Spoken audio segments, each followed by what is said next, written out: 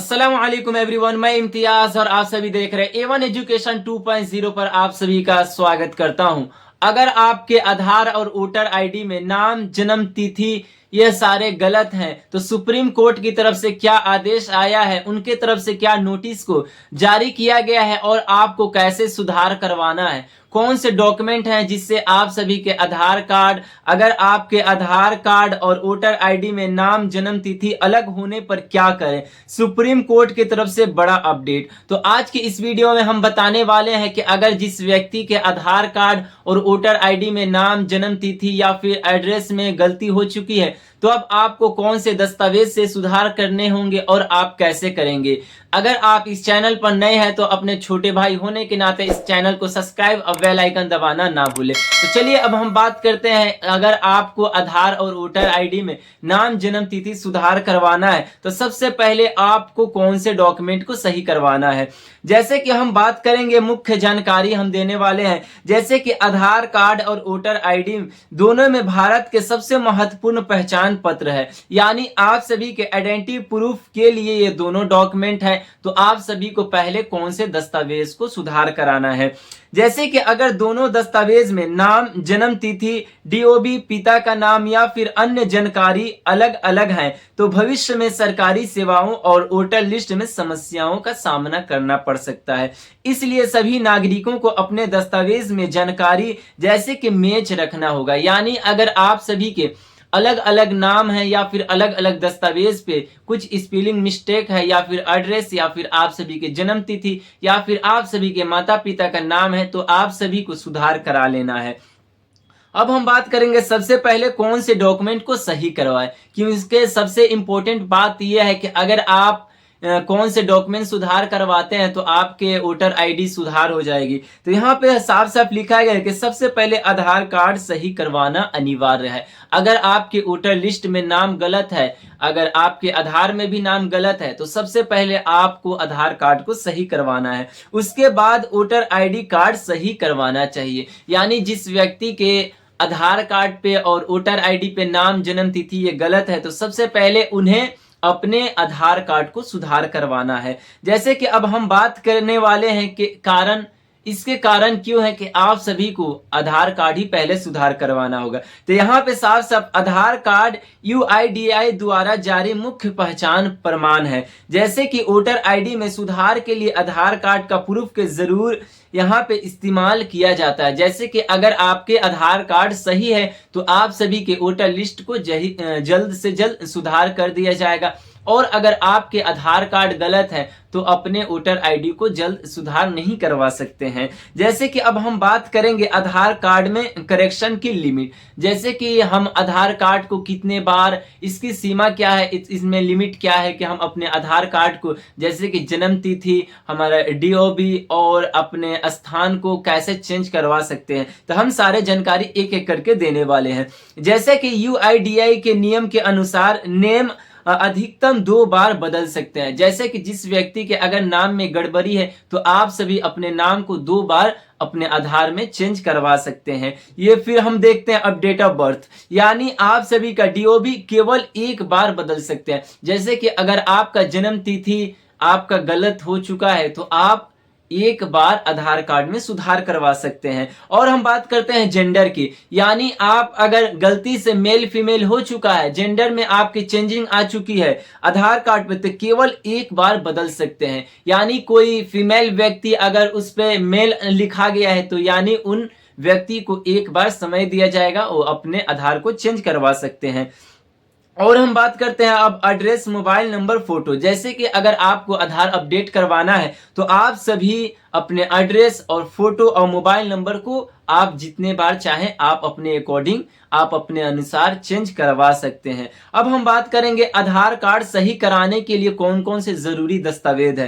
तो सबसे पहले हम बात करते हैं कि आप अपने, जैसे कि आपके पास सबसे पहले अगर आधार कार्ड सही करवाना चाहते हैं तो आपके पास जन्म प्रमाण पत्र यानी बर्थ सर्टिफिकेट होना जरूरी है। और अगर आप 10th किए हैं तो आपके पास 10th की मार्कशीट होगी, तो उससे भी आप अपने आधार कार्ड को सही करवा सकते सकते हैं। और जैसे कि स्कूल के टीसी यानी ट्रांसफर सर्टिफिकेट, और यहाँ पे पासपोर्ट, अगर जिस व्यक्ति के पास पासपोर्ट है उससे भी आप अपने आधार को सही करवा सकते हैं। और पैन कार्ड और सरकारी प्रमाण पत्र, यानी आप सभी के पास सरकारी प्रमाण पत्र है तो आप सभी अपने आधार कार्ड को सही करवा सकते हैं। इसके अलावा जैसे कि नाम और जन्म तिथि सही हो जाएगा, यानी आप सभी का डीओबी और जन्म तिथि और जन्म स्थान ये सभी सही करवा सकते हैं। अब हम बात करेंगे कि वोटर आईडी कार्ड सही कैसे करें। जैसे कि सबसे इंपॉर्टेंट बात यह है कि बहुत से ऐसे व्यक्ति हैं जिनके एसआईआर में वोटर लिस्ट में कुछ और नाम था और आधार में कुछ और नाम था, जिसके कारण सभी व्यक्ति काफी परेशान थे क्योंकि नाम मिसमैनेज होने की वजह से उनके एसआईआर की प्रक्रिया में नाम नहीं आया,